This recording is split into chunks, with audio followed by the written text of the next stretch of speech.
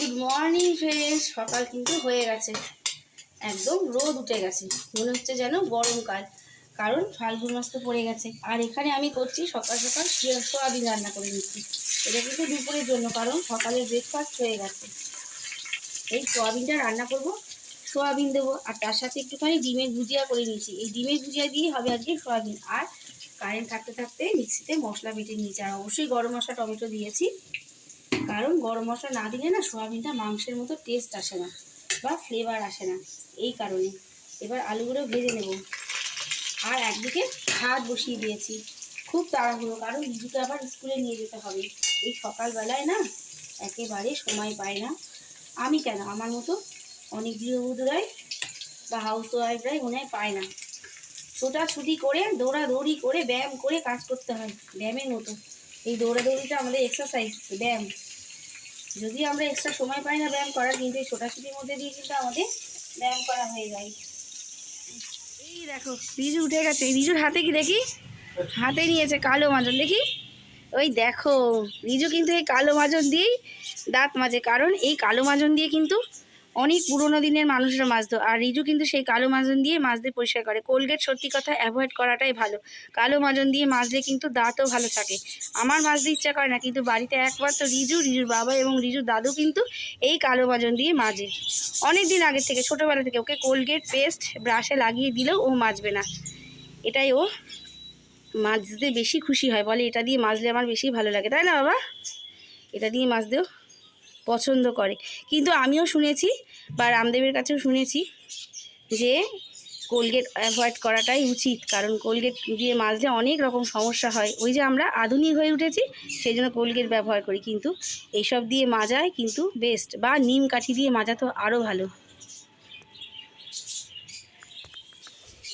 তোমাদের শিশিটা দেখিয়ে দিই, এই কালো বাজারের শিশিটা দেখেছো, চিনতে পারছো?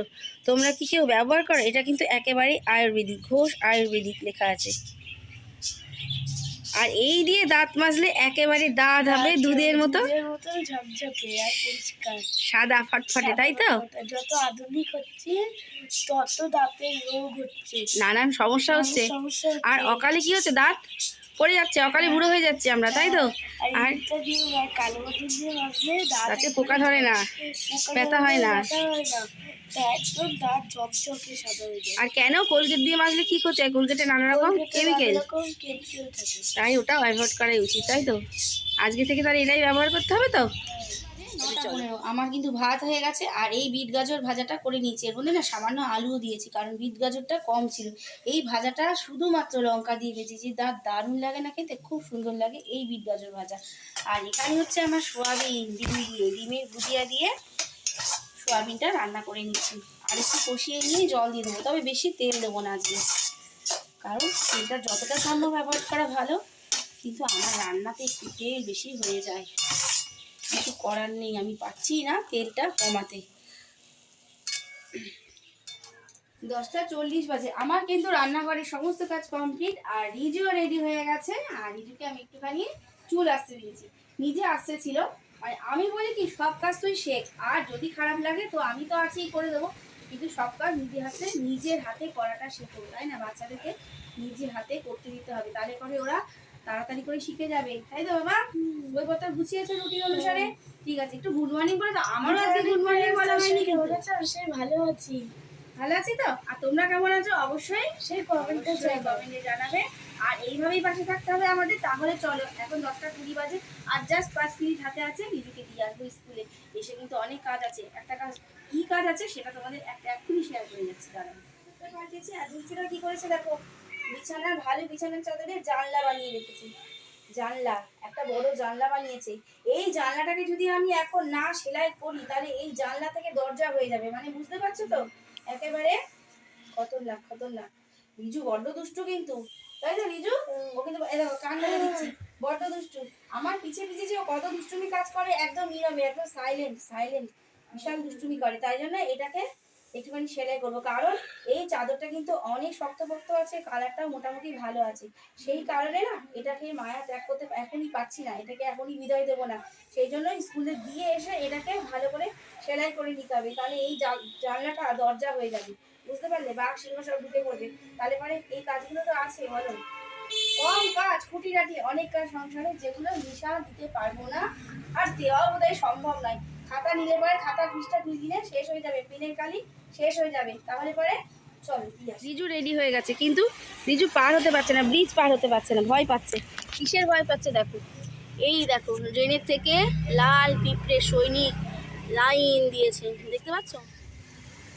জুম করে দেখাচ্ছি, এই লাল পিঁপড়েকে রিজু বিশাল ভয় পায়, ওই জন্য এক লাফ দিয়েছে।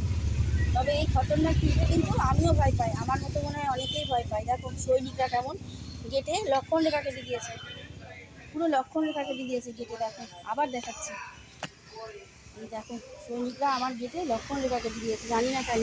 ঝর্ণার জল পড়ছে উপরের ছাদ থেকে, মানে ট্যাঙ্কি ওভারফ্লো হয়ে জল পড়ছে। এখান দিয়ে ভাবছিলাম ঢুকবো, কিন্তু এখানে ঢুকলাম পাহাড় সৃষ্টি হয়ে গেছে, ঝর্ণার জল পড়ছে। কোথা থেকে পড়ছে দেখিয়ে দিই, দাঁড়াও।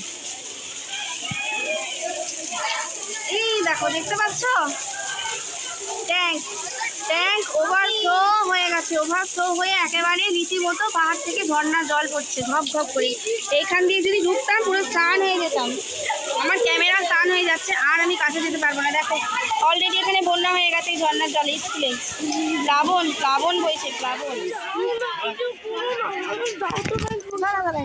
এই স্কুলে স্টেজ বানানো হয়েছে, আর দেখো এই স্কুলে কিন্তু পরীক্ষা, এই স্কুলে কিন্তু বিকেলবেলা আসবো মেলা দেখতে। আর দেখিয়ে দিই মেলার বিশেষ আকর্ষণ ঠাকুর, সেটা হচ্ছে গণেশ জননী। এরকম এখানে স্টেজ, এই স্টেজেই হবে বিকেলবেলা সন্ধ্যেবেলা। স্কুল থেকে দিয়ে এসেছি, আর দেখো সৈন্যরা কিন্তু রীতিমতো আমার বাড়ির গেটে পাহারা দিচ্ছে। আজকে আর চিন্তা নেই, নিশ্চিন্তে দরজা খুলে রেখেই শুতে পারবো, ঘুমাতে পারবো, যেখানে ইচ্ছে যেতে পারবো। কারণ এগুলো কিন্তু ডেঞ্জারের সৈন্য, গায়ে যদি পা লাগে না একখানা সৈন্যর গায়ে, তাহলে পরে স্বর্ণ ছেঁড়া হয়ে সব সৈন্যরা কিন্তু গায়ে উঠে পড়বে, আর তখন নাচতে হবে তোমাদের, এদিক ওদিক চুলকাতে হবে। দেখো সৈন্যদের পরিস্থিতি দেখেছো তো, একদম আমার বাড়ির গেটে পুরো লক্ষণ রেখার মতো, তাই তো? আমি ভয় পাচ্ছি এই সৈন্য দেখে।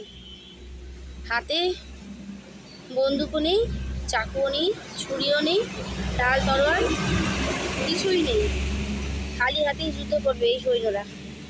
এদের কিছুই লাগে না, কোনো অস্ত্র লাগে না। আর এই দেখো গণেশ জননী মা বা দুর্গা ঠাকুরের ছবি এঁকেছে। বিষয় প্রতিযোগিতা নাম দিয়েছিল, তার মধ্যে যারা যারা ফার্স্ট সেকেন্ড থার্ড হয়েছে, তাছাড়াও যে ছবিগুলো ভালো লেগেছে সেই সব ছবিগুলো এখানে টাঙানো হয়েছে। আমার কিন্তু ভালোই লেগেছে, সব কটা ছবি ভালো লেগেছে। রিজুকে খাবার দিয়ে দিয়েছি, রিজু বিট গাজর আর সয়াবিন দিয়ে খাবে। আর পাখা চলছে, গরম স্কুল থেকে গরম খাতা দিয়েছে, রিজু খুব খুশি। এই দুটো খাতা দিয়েছে, একটা বাংলা একটা অঙ্ক, আর দিয়েছে একটা ব্যাগ। ব্যাগের কালারটা কিন্তু খুব সুন্দর, এই ব্যাগ দিয়েছে। আর এই যে পেয়ারা নিয়ে বসে আছি, আমার পাখিগুলোকে দেবো, সন্তানদের পেয়ারা দিতে হবে, পাখি খেতে দিতে হয়, সন্তানরা মা হতে চলেছে। সমস্ত পাখি এখন ডিম দিতে শুরু করেছে, তাই ওদের যত্ন একটু বা কেয়ার একটু এক্সট্রাভাবে আলাদাভাবে দিতে হবে, সেই কারণে পাখি খাবার দিতে হচ্ছে। মানে আমরা যখন মা হই তখন আমাদের যেমন খিদে পায়, পশু পাখি ওদের জগতেও কিন্তু ওদেরও খিদে পায়, তাই ওদের দেখভালটা আমাকেই করতে হচ্ছে। তাহলে ওদের জন্য পেয়ারা কিন্তু রেডি হয়ে গেছি, মানে বিয়ে বাড়ির সাজ না, কোনো রকম সেজে নিয়েছি, মেলায় যাব। মেলায় যাওয়াটাই কিন্তু আনন্দ, ভীষণ আনন্দ, তাই না বাবা? আর রিজু ঠান্ডা লাগছে বলে এই জন্য হাইনেক একটা গেঞ্জি পরে নিয়েছে, আমার কিন্তু গরম লাগছে, আমি কিন্তু কিচ্ছু করবো না। আর এইটা না হলে চলবে, মানি ব্যাগ তো নিতেই হবে, মানি ছাড়া মেলায় যাওয়াটাই বিফল। যতই হাজবেন্ডের হাত ধরে যায় না কেন, নিজের বাড়ি গিয়ে স্বাধীনভাবে খরচ করতে পারবো, তাই না? সবসময় হাজবেন্ডের কাছে বলতে ভালো লাগে না, ও গো এটা কিনে দাও গো, এই দোকানে আসো গো, ভালো লাগে না, ওটা আমি পারি না। সেই জন্য আমি কিছু টাকা নিয়ে নিয়েছি, আর এসে দেখবো এই মানি ব্যাগ পুরোই খতম, এতেও হবে না, তাই না? আর রিজু 20 টাকা নিয়ে নিয়েছে জমানোর থেকে, আমি বললাম ওটা নিস না, বলছে না নিয়ে যাই, মেলায় যাচ্ছি বলে কথা, চল নিয়ে চল, সব কিছু খরচ করে আসি। আর এই যে ছোট্ট একটা চিরকুটে লিখে নিয়েছি, সামান্য একটু লিস্ট, প্রয়োজনীয় লিস্ট, জানি না এর থেকে কটা জিনিস আসবে আর বাড়তি কটা জিনিস আসবে। তাহলে চলো, এবার আর দেরি করা যাবে না, তোমরাও রেডি হয়ে নাও, তাড়াতাড়ি মেলায় যেতে হবে তো, চলো। সংগ্রহ করুন হরেকমাল মাত্র 10 টাকা 10 টাকা 10 টাকা। আমাদের দোকানে আরো পাবেন প্লাস্টিক সামগ্রী হরেকমাল 10 টাকা, প্লাস্টিকের বালতি নেবেন 10 টাকায়, প্লাস্টিকের গামলা নিন 10 টাকায়, প্লাস্টিকের জুড়ে নিন পছন্দ হলে তার জন্য সংগ্রহ করুন প্রতিটি জিনিসই হরেকমাল 10 টাকা 10 টাকা 10 টাকা। ফাইবার সামগ্রীর মধ্যে পাবেন ফাইবারের প্লেট নিন 10 টাকায়, ফাইবারের বাটি নিন 10 টাকায়, ফাইবারের গামলা নিন 10 টাকায়, ফাইবারের চামচ নিন 10 টাকায় 10 টাকা। আমাদের দোকানে আরো পাবেন প্লাইয়ের শোকেস নিন 10 টাকায়, কাঁচি নিন 10 টাকা, বিভিন্ন ধরনের আয়না নিন 10 টাকায়, ব্যাকপোস্ট নেবেন 10 টাকায়, ওয়াটার ক্যান নিন 10 টাকায়, মোবাইল নেবেন 10 টাকায়, নেবেন 10 টাকায়, কালারের কার্টুন নিন 10 টাকায়, চাঁদের চশমা নিন 10 টাকায়, 7 টাকায়, স্কেল নিন 10 টাকায়। জিনিসগুলো নেবেন হরেকমাল মাত্র 10 টাকায়। 10 টাকা, নেবেন 10 টাকা, ফুলের টব নিন 10 টাকা, টব গাছ নিন 10 টাকা, বিভিন্ন রকমের শোপিস নিন 10 টাকা, 10 টাকা। আরো সব জিনিস আছে।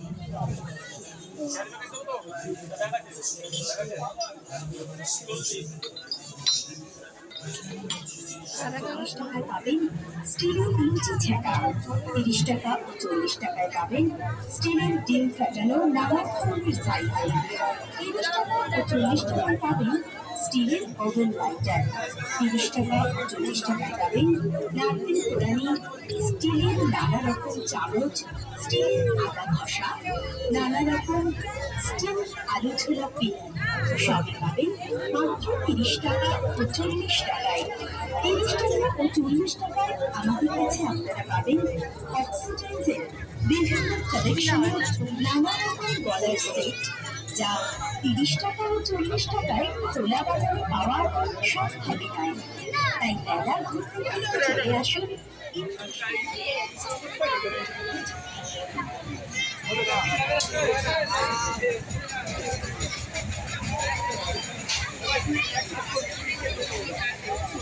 চালু হয়ে গেল আর নাগরদোলাও চালু হয়ে গেছে।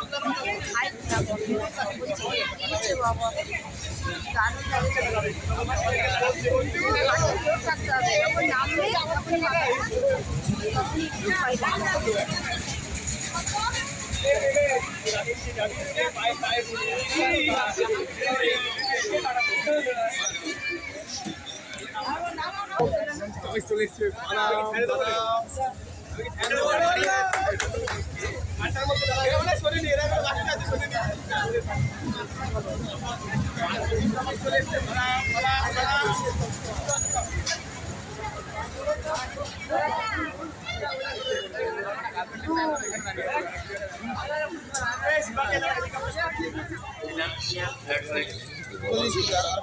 কটা আছে?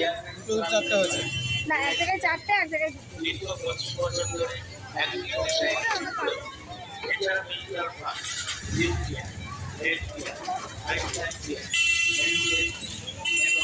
তাহলে 10 টাকা করে। হ্যাঁ, 40 কেনাকাটি, কিন্তু টাকা পয়সা এখন হিসাব নেই। যেটা ভেবেছি কিনবো সেটা কিনে নিই, যেটা কিনবো না মনে করেছি সেটাই কিনে নিয়ে চলেছি। মেলায় গেলে আমার তাই হয়। আর এখানে মথুরাকে অর্ধেক খেয়েছি, বড় ছেলে যায়নি, সেই জন্য ওর জন্য নিয়ে এসেছি। আর এখানে আছে গজা, পুরীর গজার মতো সেই গজাগুলো। আমাদের 4 জনের 4টে, আর শ্বশুর শাশুড়ির জন্য 2টো আলাদা আলাদা প্যাকেট। আর কিনেছি আমার এই কানের দুলটা খুব পছন্দ হলে, দেখো এই কানের দুলটা কিনে নিয়েছি। এই কানের দুল, একটা থালা, একটা বাটি, এগুলো সব 20 টাকা করে। এটা 20, এটা 20। আর কাপের সেটটা আমার খুব পছন্দ। সেট না, এগুলো খোলা খোলা বিক্রি হচ্ছে। এই কাপগুলো ছোট্ট ছোট্ট লাউ পালা কাপগুলো এক একটা 30 টাকা করে নিয়েছে। এই অল্প স্বল্প চা যারা খায় তাদের ভালো লাগে, আর আমার ছোটো জিনিস ভালো লাগে, সেই কারণে এই কাপগুলো কেনা হয়েছে। চায়ের নেশা নেই কিন্তু। আর কিনেছি ছোট্ট একটা গীতা বই, ভগবদ গীতা, আর একটা লক্ষ্মী ঠাকুরের পাঁচালি। আর কিনেছি ব্যাগ, ছোট্ট ছোট্ট জিনিস এগুলো। এই দেখো, এই একটা ব্যাগ, এই একটা ব্যাগ, এগুলো 20 টাকা করে নিয়েছে। তবে এই ব্যাগটা নিয়েছে 50 টাকা। এই ব্যাগটা কিন্তু 50 টাকা। আর এই যে গার্ডারগুলো 6টা গার্ডার আছে 10 টাকা। 10 টাকা জিনিসটা আমার খুব ভালো লেগেছে, 10 টাকা 20 টাকা। আর এই একটা বিড়ি কিনেছি বসার জন্য, বুঝতে খুব অসুবিধা হচ্ছিল। এই বিড়িটা 70 টাকা বলেছে, শেষ পর্যন্ত 60 টাকাই দিয়েছি। ব্যাস হয়ে গেল, পয়সা হজম হয়ে গেল। মানে ব্যাগ খালি, কয়েকটা খুচরো পয়সা পড়ে আছে। মেলায় মানে যাওয়া মানে উল্টো পাল্টা খরচা, যেগুলো ভেবেছিলাম সেগুলো হয়নি। আর একদিন যেতে হবে, একটা জিনিস বাকি আছে, তো সেটা দোকান যেহেতু খোলা ছিল না, সেটা যাবো টুক করে বাড়ির কাছেই একদিন গিয়ে নিয়ে চলে আসবো। তাহলে ভিডিওটা আজকে এখানেই শেষ করছি। সকলে ভালো থাকবে, সুস্থ থাকবে, নিজের শরীরে যত্ন নিতে হবে। এখন আমাকে রান্না হয়ে যেতে হবে, ডিনারটা রেডি করতে হবে। তাহলে পরে আজকে আসছি, টাটা, দেখা হচ্ছে আর একটা নতুন ভিডিওর সাথে। ততক্ষণের জন্য সকলকে ভালো থাকতে হবে আর নিজের শরীরে যত্ন অবশ্যই নিতে হবে। Good night.